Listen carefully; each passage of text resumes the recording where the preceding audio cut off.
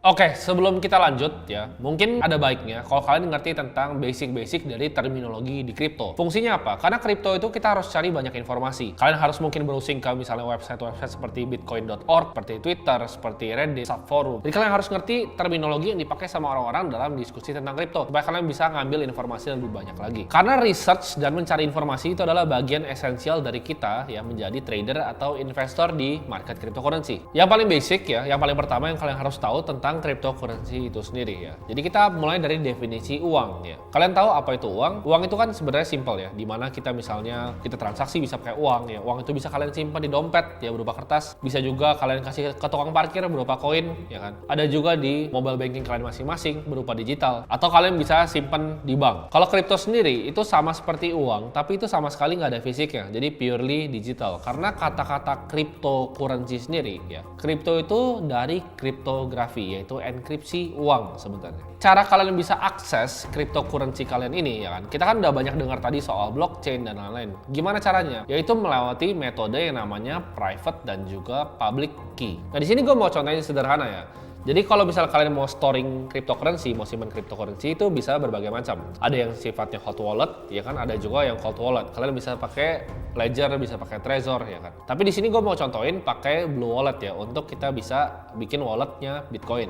Nah, di sini gue mau langsung contohin ya tentang gimana caranya kita bisa pakai namanya wallet ya. Ini gue akan contohin pakai aplikasi yang namanya Blue Wallet. Jadi private key itu kalau misalnya gue definisikan sederhana ya. Private key itu adalah cara kalian bisa akses dana kalian ke dalam kripto. Simpel lagi nih. Kalau misalnya lu punya bank ya, anggap wallet ini tuh kayak bank lu. Untuk lu bisa ngelihat saldonya itu harus masukin PIN. Nah, PIN itu kan private. Itu buat kalian sendiri. Jadi PIN itu nggak boleh di-sharing sama orang siapapun ya. Dan bakal banyak yang coba untuk nipu kalian untuk dapat PIN ATM kalian. Jadi private key ini harus kalian simpan baik-baik. Ini gue akan kasih contoh untuk bikin wallet di Blue Wallet ya. Jadi ini untuk yang Bitcoin only. Kalau kalian di luar Bitcoin, kalian bisa pakai misalnya yang Trust Wallet dan lain-lain. Kalian juga bisa pakai wallet yang ibaratnya cold storage kayak Ledger dan juga Trezor. Tapi ini gue akan contohin yang paling gampang, kalian nggak usah beli ya. Kalian tinggal download aplikasinya dan ini aman. Ini non-custodial wallet, ada di App Store dan Play Store. Dan gratis juga ya. Jadi kalian tinggal di sini pencet add wallet. Di sini ada tiga kan, ada Bitcoin, Lightning, ada Vault ya. Jadi gue akan coba pakai Bitcoin wallet. Jadi kita akan bikin wallet pertama kita. Di sini kita pencet create. Ini walletnya gue nggak akan pakai. Kenapa? Karena private key-nya kalian udah tahu ya. Private key-nya kalian udah tahu. Jadi private key itu adalah 12 kata yang biasa dikasih sama wallet kalian. Jadi di sini kan tulis wallet has been created.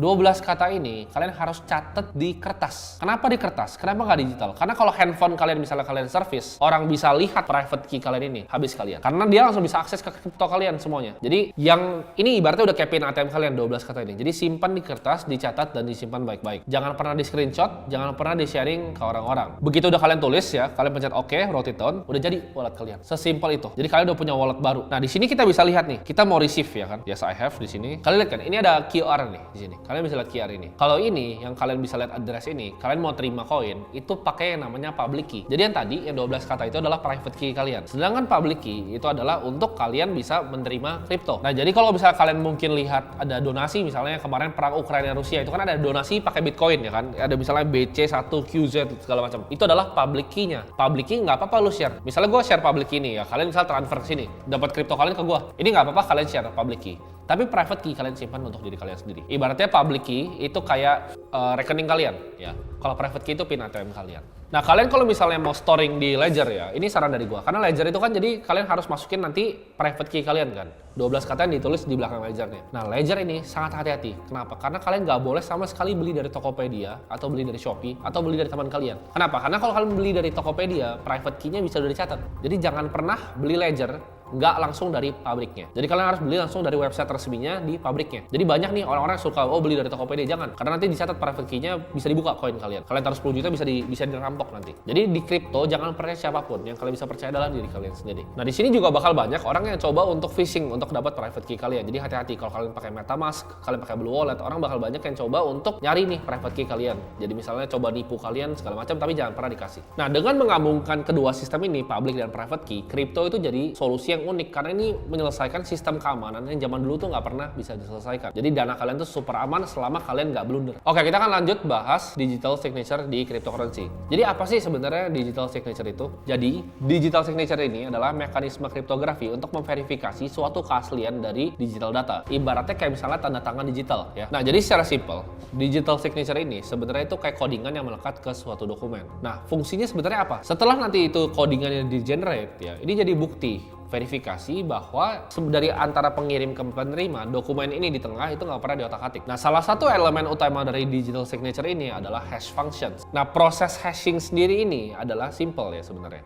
Jadi data size yang gede banget sekalipun, itu kalau di hashing, itu jadi data yang fix outputnya. Nah, ketika digabung dengan kriptografi, jadi hashing tadi ya, hash functions ini bisa mengenerate yang namanya hash value, atau orang bisa sebutnya dengan digital fingerprint. Nah, mungkin dari kalian banyak yang nanya, terus fungsinya apa sebenarnya digital signature ini? Karena ini enak ya, kayak gue bilang tadi, itu kayak codingan yang bisa melekat bahkan di dokumen. Jadi ini bisa ketahui nih, apakah datanya dialter atau enggak. Nah, ini berfungsi banget sebenarnya. Untuk apa? Contohnya untuk industri finance, untuk tahu misalnya accounting. Jadi accounting nggak bisa dapat nipuan, karena semuanya bisa ke-tracking dengan jelas. Contohnya, medical record di rumah sakit. Contohnya lagi, kita punya KTP itu semua tuh udah pakai digital signature. Atau misalnya sertifikat kelahiran kita itu semua bisa diverifikasi lewat blockchain. Apalagi misalnya ini juga bisa diaplikasikan sebenarnya di dunia hukum ya, di mana kontrak ya, legal tanda tangan antara perusahaan ke perusahaan lain itu bisa diselesaikan semua dengan digital signature. Jadi use case-nya sebenarnya banyak banget di kehidupan asli. Nah, fungsi terakhir